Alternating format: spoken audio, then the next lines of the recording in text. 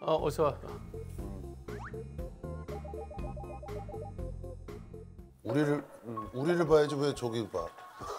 누가 보이는 거야 지금? 저기 누구 보이는 누구 거야? 보이는 건 어떻게 되는 거야? 강호동이요. 아 저거 본 거라고? 아니 네가 걸어오면서 우리를 안 보고 저걸 저쪽 보네. 벽을 보길래 우리 놀라서. 자 이름 권은혜요. 권은혜. 네. 몇 살? 24살이요. 뭐해? 없어요. 그래 언제부터 없었어? 응 나는 없었어. 쭉. 그래 무슨 일로 왔어?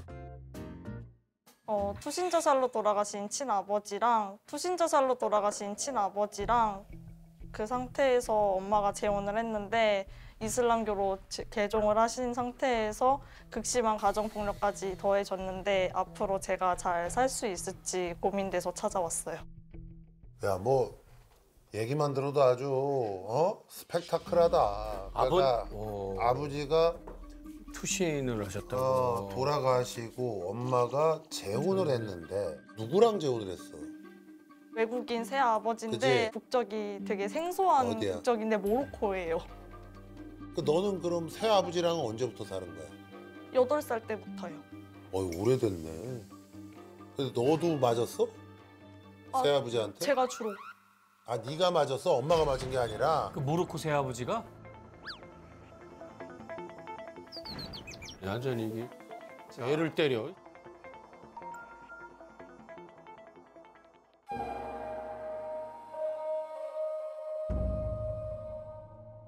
처음부터 맞아. 좀 얘기를 해봐. 아버님 그 얘기부터 해봐. 근데 너무 어릴 때라서 은혜 기획은 다 있지 뭐 이렇게 천천히 한번 얘기해 줘 볼래? 그러니까 처음에 제가 고향이 수원이에요. 5살 때까지 저기 수원에서 지내다가 친아버지가 그 주사가 되게 폭력적이어가지고 아이고. 제가 위에 언니가 2살 차이 나고 그다음에 동생이랑 1살 차이 나는데 이제 친할머니 댁에 보내진 거예요. 엄마가 이제 저희를 놓고 거기서 한 초등학교 1학년 때까지 지내다가 갑자기 엄마가 저희를 데리고 오신 거예요. 엄마가 그 얼굴이 눈만 내놓고 다 가리고 있더라고요. 그래서 엄마 왜 그러고 있어요? 라고 제가 물어봤죠, 대놓고. 그랬더니 히잡하고 그거를 다 하고 들었어. 계시는 거야? 네. 그래서 저희를 데리고 갔는데 아빠가 생겨 있을 거고 동생도 생겨 있을 거야 라고 얘기를 하시더라고요. 국적이 모로코고 그래서 동생도 있는데 남동생인 거예요. 걔는 니네 어머니가 낳은 네, 반반. 아이. 모로코 아빠랑 어머니 사이에서 그러니까 나나. 에이, 근데 잠깐만. 그럼 니네 아버지가 돌아가시기 전에 네. 니네 어머니랑은 이미 헤어졌고 네. 새로 결혼하고 아이도 낳고 니네를 데리러 온 거네. 맞아요. 3명을? 네. 저 새아버지는 뭐 하던 사람이야? 그때 영어 강사 하셨다고 들었어요. 한국말을 좀 했어 그 양반은? 네. 그래서 그러고 영어 강사 하시고 이제 일거리가 이제 조금씩 줄어들고 나서 저한테 이제 계속 폭력적인 이제 모습을 계속 보이시는 거예요. 다른 사람들한테도 그러고 너한테도 그런 거야? 아니면 저한테 유독 그러셨던 왜, 거죠. 왜? 말 대답한다고. 그러면서 저한테 폭언하셨던 내용 중에서 제일 좀 기분 안 좋았던 게 걸레짝 같다라고 얘기를 하시더라고요. 새아버지가 이제 찢어진 막 바지를 저한테 입히더니 한 얘기가 이거 너한테 잘 어울린다. 그냥 이걸로 청소해도 되겠다. 아우 이거 걸레다 막 이러는 거예요. 지금 뭐 X도 아니고 왜 그따위 소리를 하고 있는 거야? 그러고 있다가 엄마가 갑자기 저희를 불러놓으신 거예요. 갑자기 하는 얘기가 너 아빠 죽었대라고 얘기를 하더라고요, 엄마가. 그러고서 어떻게 죽었냐고 제가 물어봤는데 이제 투신 자살을 하셨다고 얘기를 하더라고요. 그렇게 해서 죽기 전에 저랑 언니랑 동생 이름 한 번씩 다 부르고 죽었다는 얘기를 듣고 살고 싶지가 않더라고요. 밖에서 아빠 얘기 뭐 관련된 음식들, 단어들 다 보고 싶지가 않아가지고 그때부터 성격이 엄청 이상하게 변한 거예요, 제가. 그러고 나서 이제 초등학교 5학년 올라갈 때쯤에 그때 엄마가 저한테 이제 나이가 좀 있으니까 이제 히잡을 쓰라고 이제 저한테 권유를 하신 거예요. 어? 초등학교 5학년 때? 네, 강제로 이제 개종이 된 거죠. 새아버지한테 오면서.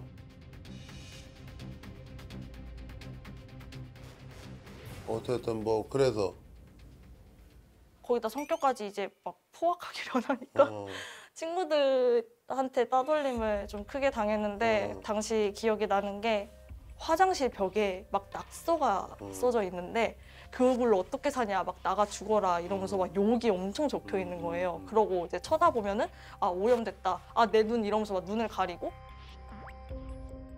그렇게 시작을 하니까 사람들 눈을 제가 잘 못 쳐다보기 시작한 거예요. 그때부터 쳐다보지 못하게 되면서 그때 또 섭식장애가 온 거예요. 왜냐면 그때 막 못생겼다고 하니까 진짜 안 예뻐 보이는 것 같아서 막 진짜 먹고 토하고 막 안 먹고 막 이게 엄청 심해졌고 머리카락도 엄청 빠지고 막 사람들 만나기도 싫고 그렇게까지 막 학교 갈 때도 히잡을 썼어?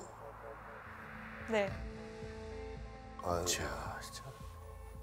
아니 이제 여기서 이제 오해하시면 안 되는 게 뭐 어떤 얘기냐면 이게 뭐 본인의 뜻에 따라서 종교를 선택한 게 아니라 의사도 그냥 없이 그죠. 강요에 의해서 하고 그다음에 또 하나는 가장 예민한 사춘기 시절에 우리나라 학교에 얘 혼자 히잡을 쓰고 가면 아이들이 그 자기를 바라보는 시선도 너무 힘들고 거기다가 뭐 그렇게 따돌림을 당한다는데 그거를 매일 쓰고 가야 되는 얘 마음은 왜 전혀 헤아리지도 않고 그렇게 강요를 하셨는지 참 아유 지나간 정말, 일이긴 하지만 너무 안타깝네요. 정말 진짜 그러다가 중학교로 올라갔어요. 중학교로 올라갔는데 이제 거기서 상담 선생님한테 울면서 얘기를 했는데 그 상담 선생님이 아동학대가 의심이 된다라고 말씀을 하신 거예요. 왜냐하면 그 더운 여름에도 히잡을 쓰고 이러고 그럼 있으니까. 아동학대죠. 그래서 얘기해갖고 아동보건기관에 저희를 이제 연계를 해서 입소를 해서 생활을 하다가 6개월 정도 생활을 하고 집으로 돌아왔는데 집으로 돌아오고 나니까 이제 거기에 대한 보복이 더 심해진 거죠, 저에게.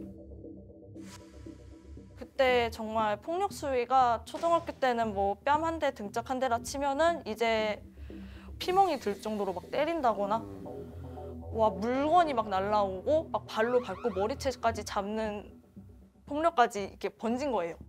아니 엄마는 뭐 하고 있는데? 엄마 가만히 있죠.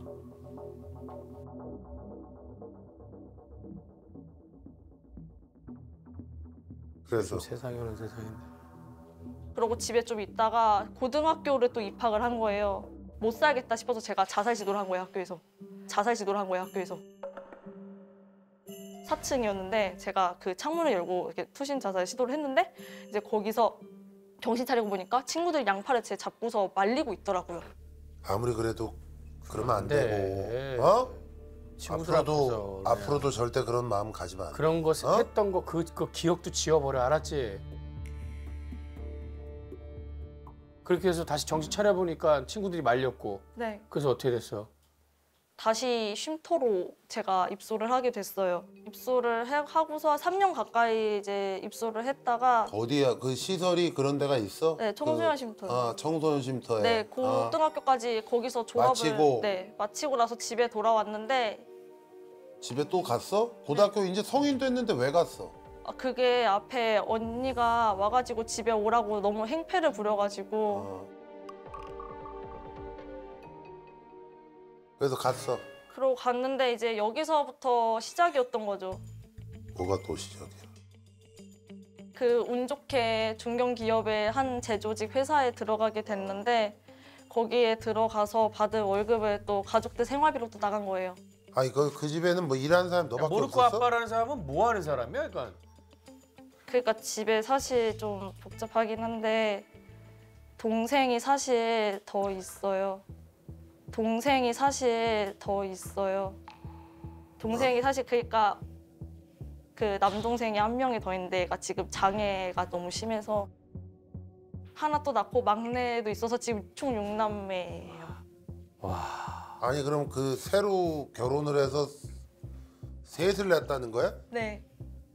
너네를 그렇게 때리고 막 그러면서 그 와중에 또 애를 셋이나 더 낳았어? 네. 거기에다가 장애가 심한 남동생까지 지금 제가 다 보고 있거든요. 이제 이게 어느 정도냐면은 대소변 가리는 거, 말하는 거, 의사소통 아예 안 되고 거기에 폭력적인 성향까지 몇 더해져서 살인데 그? 지금 중학교 1학년 됐죠. 지금 언니랑 네 여동생이라는 사람도 그 집에 다 있어? 친언니는 집 나가서 연락 끊긴 지 몇 년 됐어요. 동생은 집에 있는데 몇 살이야 걔는? 저랑 1살 차이 나요. 23살. 근데 걔는 뭐해? 일해? 그냥 일용직 그냥 간간히 나가는데 얘도 사실 허리가 안 좋아서 아빠랑 엄마는 뭐야? 엄마는 지금 사실 그 정신과 약을 오랫동안 복용하셔갖고 복용하신 지 한 7, 8년 정도 되셔서 모로코 사람은? 그 크론병이라고 해가지고 뭐 그것 때문에 근로 불가 판정을 받아가지고 사실상 수급자가 아니면서도 벌 수 있는 사람이 저밖에 없는 거. 근데 이거 이제 너 잘 들어. 너는 어떻게 해야 되느냐를. 에이, 그동안 뭐 학교도 제대로 못 다니고 참 힘들게 고생하고 힘들게 살아온 것 같아서 너무 마음이 아파. 네. 너무 안타깝고. 근데 자 은혜야 너 아직 이제 24살이야. 앞으로 너 살 날이 그지? 네.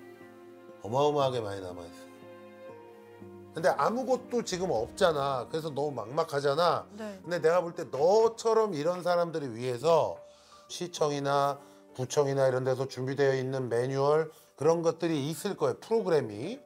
당분간은 네가 돈을 모을 때까지 뭐 여성 쉼터에 좀 시설이 있어. 있다가 네 적성에 맞는 거 찾아가지고 직업 훈련 받고 그 다음에는 이제 하기 싫어도 네. 꾸준히 네. 네 할 일 묵묵히 잘 하면서 사람들하고 관계도 잘 지내는 법을 배워야 돼. 장기적으로 네가 혼자 살아갈 수 있는 자립심을 키워야 된다고. 무슨 얘기인지 알겠지? 네. 그리고 또 하나.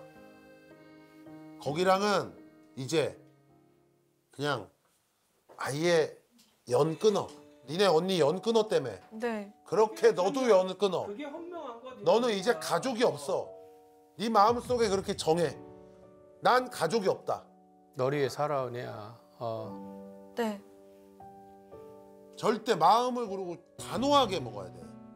네가 마음이 약해서 엄마가 전화한다고 또 가가지고 뭐 이러면 안 돼. 네. 그리고 마지막으로 제가 이 얘기할게요. 우리 그 새아버지라는 사람하고 친엄마 진짜 내가 지금 내 머릿속에서 떠오르고 있는 말이 너무 많은데 방송이라서 못해요. 권은혜 양의 말이 진짜 진실이라면 진짜 평생 반성하고 우리 은혜한테 속죄하면서 사세요. 그렇죠.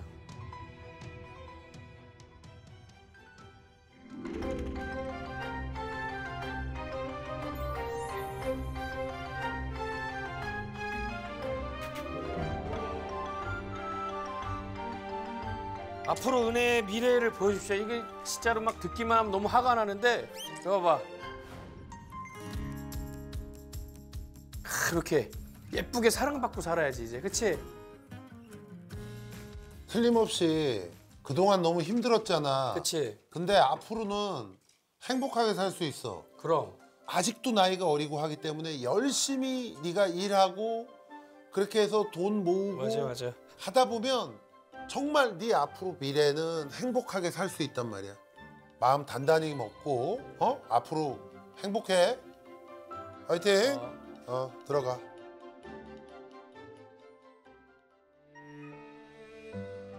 그렇게 살지 말고 인과응보라는 말이 있고 카르마의 법칙이 있다는 듯이 자기가 한 만큼 부메랑처럼 다 돌아오니까 그렇게 내가 아팠던 것만큼 더 아팠으면 좋겠고 미안한 마음이 1마리라도 있으면 다른 가족들한테 동생들한테 나한테 못 해줬던 거 다 해주셨으면 좋겠어요. 진심 어린 조언들 그리고 정말 진심으로 화내주신 것도 다 너무 감사합니다. 권은혜.